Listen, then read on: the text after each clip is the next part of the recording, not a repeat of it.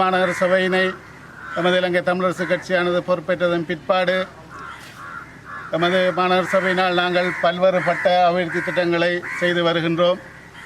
அதன் அடிப்படையில் புன்னச்சேலை வட்டாரம் 7ஆம் வட்டாரத்திலே கலாச்சார மண்டப வீதியானது இன்றைய தினம் வேலைகள் செய்யப்பட்டு பூர்த்தியாக்கப்பட்டு மக்கள் பாவனைக்காக நாளைய தினம் கையளிக்கப்பட இருக்கின்றது.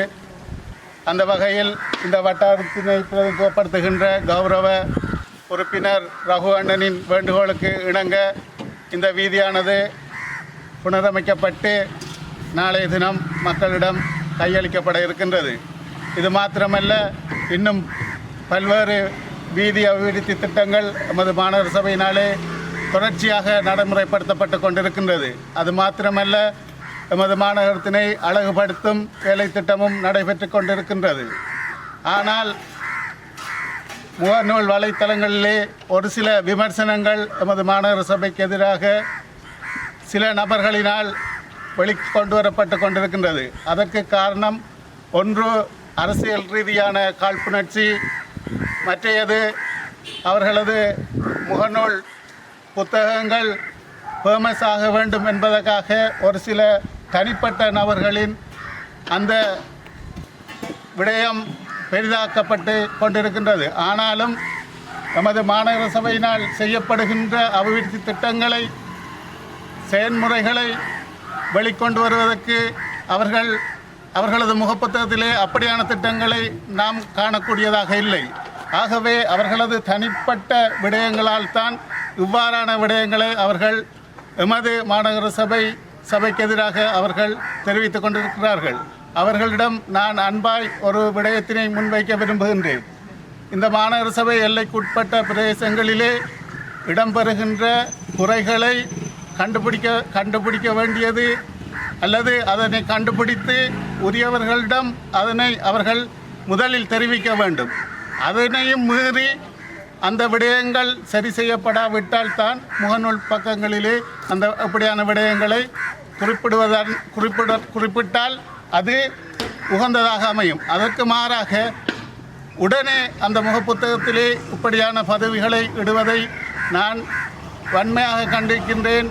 கௌரவ முதல்வர், பிரதி முதல்வர், ஆணையாளர்கள், அந்தந்த வட்டார உறுப்பினர்கள் இருக்கின்றார்கள். முதலில் எந்த வட்டாரத்திலோ குறைகள் காணப்பட்டால் அந்த குறைகளை வட்டார உறுப்பினர் ஊடாக அல்லது நேரடியாகவோ எங்களிடம் தெரிவித்தால் அந்த குறைகளை உடனடியாக பூர்த்தி செய்வதற்காக நாங்கள் இருக்கின்றோம். அதை விடுத்து மாறாக இந்த முகநூல் வலைத்தளங்களிலே பதிவு செய்வதை முதலில் நிறுத்தி உரிய நடவடிக்கைக்காக எங்களிடம் அவர்கள் தெரிவிக்கும்படி நான் அன்பாய் கேட்டுக்கொள்கின்றேன். நன்றி. அதுக்கு 25 கிலோ டிப்ரிஸ் போட்டது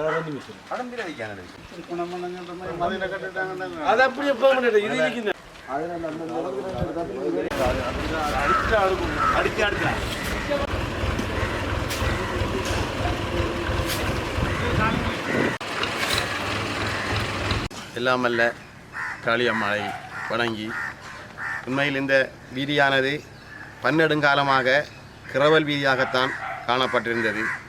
எமது மட்டக்களப்பு மாநகர சபையை தமிழரசு கட்சி பொறுப்பேற்றதன் பிற்பாடு நான் கௌரவ முதல்வரிடமும் பிரதி முதல்வர், கௌரவ உறுப்பினர்கள், ஆணையாளர் போன்ற உத்தியோகத்திடம் இந்த வீதியை பற்றி பல முறை எடுத்து கூறுகின்றேன். அந்த வகையில் அவர்கள் எனக்கு, அதாவது முதல்வர், பிரதி முதல்வர் எனக்கு வழங்கிய ஆணை, நாங்கள் இந்த வீதியை எப்படியாவது பிஎஸ்டிஜி வேலை திட்டத்தின் கீழ் உள்வாங்கி இந்த வீதியை செப்பனிட்டு பூரணப்படுத்தி தருவேன் என்று. அந்த வகையில் அவர்களுக்கு நான் முதல் நன்றியை தெரிவித்துக் கொள்கின்றேன். அத்தோடு எனது 7ஆம் வட்டார புன்னச்சேலை வாழ் மக்களும் எனக்கு பலமுறை இந்த வீதியை புனரமைத்து தாருங்கள் என்று வேண்டுகோளை விடுத்தார்கள்.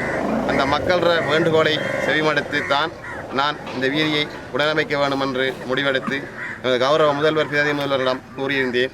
அந்த வகையில் அவர்கள் இந்த வீதியை மிகவும் திறம்பட புனரமைத்து தந்து மக்கள் பாவனைக்காக இன்றைய நாளையே கையாள இருக்கின்றார்கள். அதற்காக அவர்களுக்கு மீண்டும் ஒரு முறை எனது நன்றியை தெரிவித்து விடுகின்றேன். நன்றி.